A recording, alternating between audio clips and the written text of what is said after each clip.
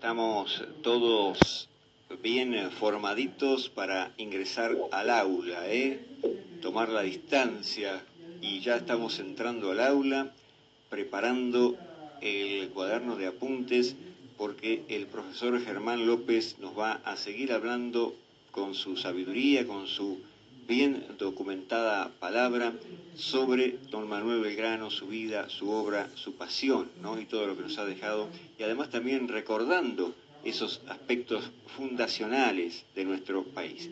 Profe, bienvenido, muy buenas tardes, bienvenido al mes de julio.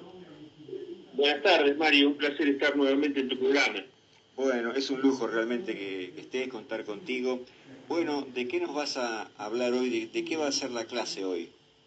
Bueno, Mario, hoy vamos a hablar de la Asamblea del año 13. La Asamblea del año 13 o Asamblea Constituyente, como se la llamó, ¿no es cierto? Ajá, perfecto. Siguiendo ya este derrotero hacia la independencia, hacia la semana que viene, ¿no es cierto? Claro, sí, ya estamos ahí nomás, Estamos ahí nomás, sí. Y bueno, esta fue una asamblea cuyo objetivo era profundizar el proceso revolucionario, ¿cierto?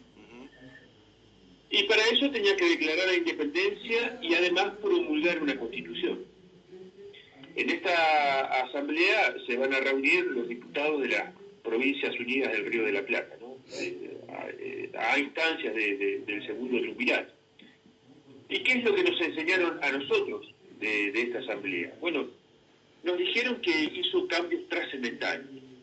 Ya vamos a ver la trascendencia de esos cambios, pero lo que se dice es que la Asamblea inició una obra legislativa propia del Parlamento de una nación independiente. Se eliminó toda referencia al rey cautivo, se acuñó moneda nacional, se estableció escudo e himno del país, se suprimieron los mayorazgos y títulos de nobleza, se abolió la Inquisición y las torturas judiciales y se estableció la libertad de vientres para las esclavas. Todas estas medidas trasuntan el espíritu liberal que presidía la Asamblea. ¿Quién dice esto? Bueno, esto lo dice la historia oficial, ¿no es cierto?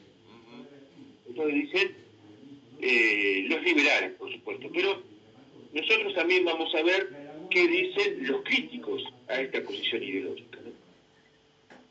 Y esta asamblea funcionó desde 1813 a 1815 y tiene sus antecedentes en la Constitución Liberal Española de 1812, llamada la PEPA, ¿no? Porque se promulgó el 19 de marzo, el día de San José, de ahí el dicho viva la PEPA, que a su vez fue copiada de la Constitución francesa de 1793. José Ingenieros va a decir que el pensamiento revolucionario fue totalmente conducido a término por la Asamblea del año 13. Ningún otro cuerpo de representantes en toda América, dice, tuvo de él una noción más clara. Fue esta la Asamblea Magna de la Revolución, tal como lo anhelaba Moreno. Resultó una digna evocación del modelo francés. Por el contrario, Julio B. González decía: la línea del pensamiento liberal que soplaba desde la península y que empezó a dar aquí los primeros frutos del liberalismo doctrinario, ampuloso y declamatorio, la labor de la asamblea fue obra de los masones que componían la logia Lautaro. La logia Lautaro, por esos tiempos, estaba controlada y dominada por las influencias facciosas y fanáticas de Alvear y Monteagudo. Esto dice Julio B. González, ¿cierto? Bueno, esta asamblea fue la que condujo el pensamiento revolucionario, y es una asamblea que se declara constituyente, es decir, tenía que declarar la independencia y crear una constitución. Finalmente no hizo ni una cosa ni la otra, ¿cierto? La obra de la asamblea, dice el historiador José María Rosa, fue para la propaganda interior. Dio, como si fueran de su inspiración, leyes sancionadas por los constituyentes de Cádiz. Habló mucho de libertad y dictó leyes liberales que nunca se aplicaron. Vicente Sierra, otro historiador, dice: la asamblea no cumplió con sus fines esenciales y fue barrida en 1815 por la primera revolución de carácter nacional que registra la historia política argentina. Se refiere a la caída del directorio, ¿cierto? donde renuncia Carlos María de Alvear, las provincias del interior lideradas por Artigas se levantan en contra del centralismo porteño y por eso Sierra va a decir fue la primera revolución de carácter nacional. Claro, sí, sí, sí. ¿Por qué entonces se dice que la obra de esta asamblea fueron actos de propaganda interna? Porque se legisló sobre cosas tales como, por ejemplo, la abolición del Santo Oficio de la Inquisición. Pero resulta que no podía hacerlo porque el virreinato del Río de la Plata no hubo tribunal del Santo Oficio. Por lo tanto, la asamblea dice anuló los instrumentos de tortura que utilizaba la Inquisición, pero lo cierto es que la Inquisición hacía un siglo que los había suprimido esos elementos de tortura. Entonces, en Buenos Aires tuvieron que recurrir a una parodia porque no había estos instrumentos de tortura para quemarlos, ¿no? Pero para eso antes tuvieron que fabricarlos entonces, para evitar a los españoles, ¿no? Se ordena la destrucción, se tenía que hacer por la mano del verdugo de esos instrumentos. Pero ocurrió que en la cárcel no había esos instrumentos de tortura. Entonces debió quemarse simbólicamente una silla. Como la orden circuló a las ciudades del interior, estas ciudades contestaron que no podían destruir instrumentos que no existían.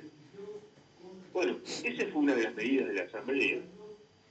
Hubo reformas casi cómicas, ¿no? Considerando que se estaba llevando adelante un proceso revolucionario, con batallas en la banda oriental, en el Alto Perú. Mientras se estaba luchando con los realistas, la asamblea dispuso que el bautismo de los recién nacidos no se administrara antes de los 9 días desde el nacimiento y que se efectuara con agua templada para evitar los espasmos.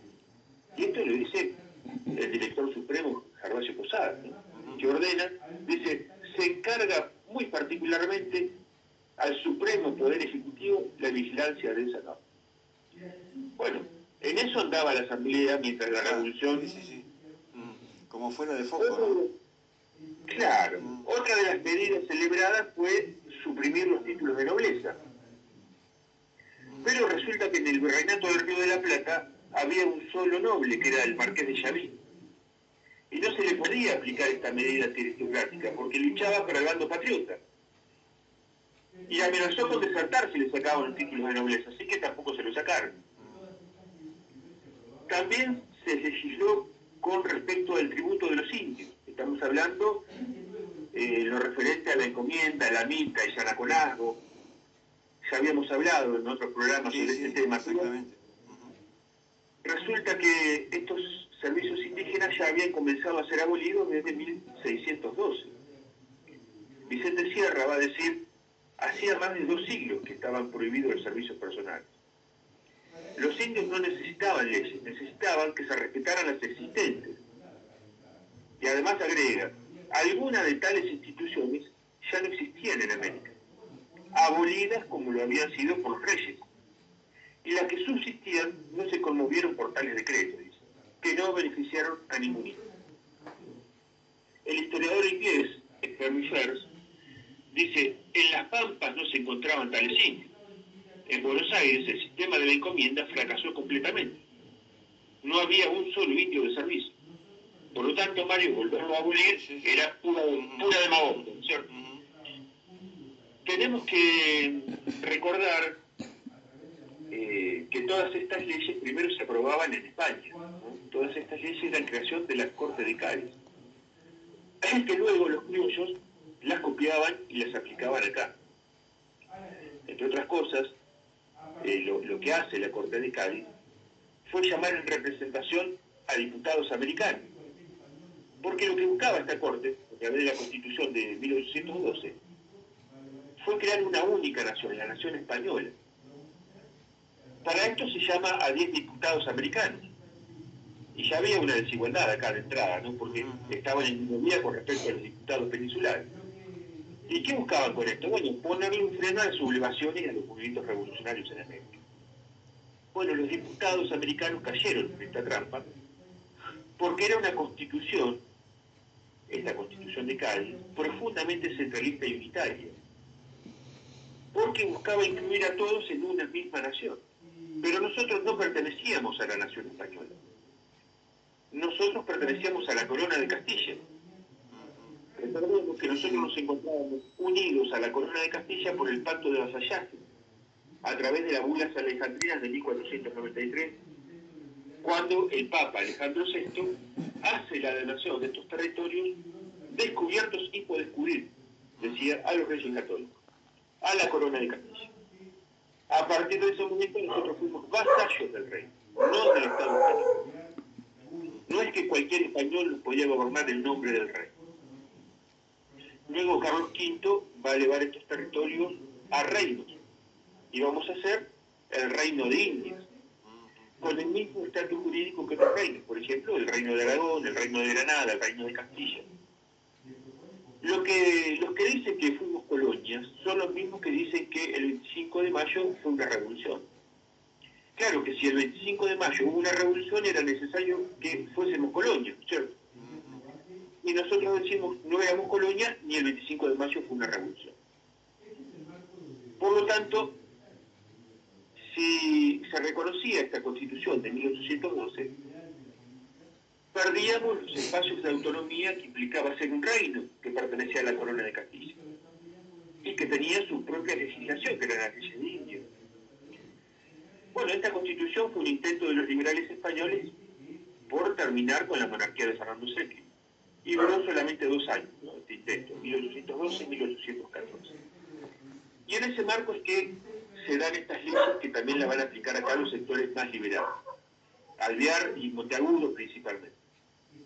Y fue rechazada por San Martín, fue rechazada también por Belgrano, por todos los que proponían una monarquía constitucional. Y este debate se dio entre San Martín y el virrey de la Serna, en Punchauca, en 1821, donde San Martín le propone conformar una monarquía constitucional. Y la respuesta de la Serna fue rechazar esta propuesta, diciendo que no tenía órdenes reales para aceptarla, teniendo en cuenta que tenía como base la independencia de las colonias. Entonces, este es el marco de donde se debe interpretar estas medidas adoptadas por la Asamblea del año 3. Es en el marco de una concepción liberal de la política que acá todavía no tenía asidero. Otra cosa que hizo la Asamblea fue legislar sobre la libertad de vientres. Siempre se habla de la libertad de vientres. Normalmente se dice que legisló sobre la libertad de los esclavos. Bueno, no fue así. Lo que abolió fue la introducción de esclavos en el territorio de las Provincias Unidas. Y se declaró libres a los que nacieran en él. Bueno, pero resulta que se produce una masiva inmigración de esclavas embarazadas del Brasil. Entonces el gabinete del Río de Janeiro se sintió lesionado en sus intereses y a través del embajador Lord Stanford, el embajador inglés, presiona al directorio y este lo deroga. Recién por un acuerdo del encargado de las relaciones exteriores de la Confederación Argentina, el brigadier general Juan Manuel de Rosas, el 24 de mayo de 1839 se abolió la esclavitud. Medida que después se ratificó con el artículo 15 de la Constitución de 1853. Resulta que uno de los que había promovido esta iniciativa de la libertad de vientres, con el fin último de extinguir de a poco la esclavitud, fue Juan Larrea, que era uno de los vocales de la primera junta. Al mismo tiempo que se legislaba sobre este tema, Larrea decía haber aprovechado para comprar un mulatillo a buen precio en Mendoza. Bueno, lo que se hizo fue sancionar los símbolos patrios, ¿cierto? La Asamblea no nos dio la libertad, pero nos dio los símbolos. Uno de ellos fue el escudo nacional. No se sabe la fecha en que la Asamblea adoptó como sello distintivo lo que hoy es nuestro escudo nacional. Aparentemente tomó un sello confeccionado con anterioridad por el sindicato, es decir, lo que hizo fue sancionar lo que ya existía. Y con respecto a la bandera, la Asamblea no tomó ninguna decisión referida a la bandera celeste y blanca que enarbolara Belgrano a orillas del río Paraná. No obstante, y siempre siguiendo a José María Rosa, que dice, si bien no hay constancias de la aceptación oficial de la bandera, la Asamblea permitió que se usase el pabellón de 2 listas azules y una blanca en el centro. Pero Belgrano insistía con una bandera blanca con el sello de la asamblea que había mandado jurar a orillas del río Pasaje. El 26 de mayo informa desde Jujuy que el día anterior, dice, deseando este cabildo sacar una bandera, dice Belgrano, le franqueé una blanca que manda a pintar las armas de la soberana Asamblea General Constituyente que usa su sello.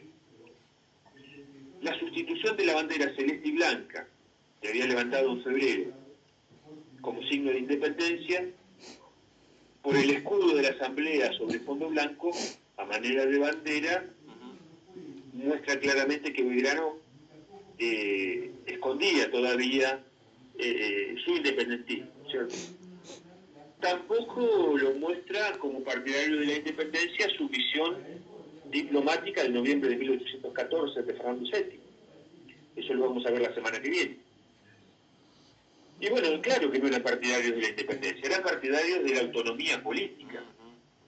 La semana que viene lo que vamos a hablar justamente es sobre la independencia y vamos a ver por qué el 9 de julio se declara la independencia. Es decir, que a orillas del río Pasaje solo se juró a la asamblea y no a la bandera. Y este juramento se hizo sobre una bandera real, blanca con el escudo borbónico en el centro.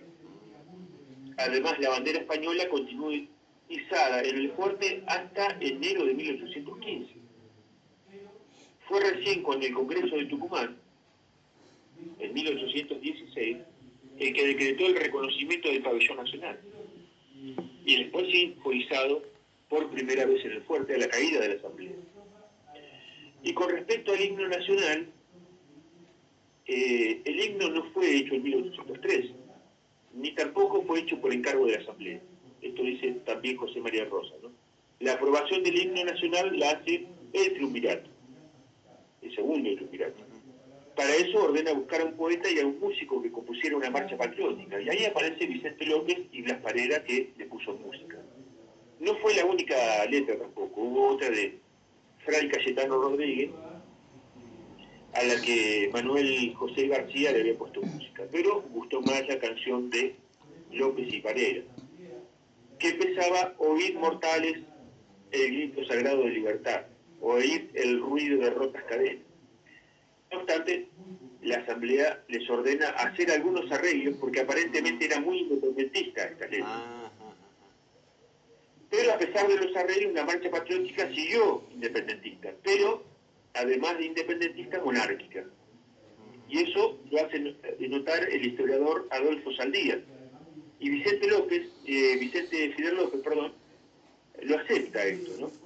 Porque las estrofas ponen el acento en estas estrofas que dicen: ved en el trono la noble igualdad. Y con esto queda abierta la posibilidad de coronar un príncipe europeo. Sobre alas de gloria hasta el pueblo, trono digno a su gran majestad. Otra vez aparece la palabra trono y la palabra majestad. Ya a su trono dignísimo abrieron las provincias unidas del sur. Y otra vez aparece la palabra trono, ¿no? Bueno, todo esto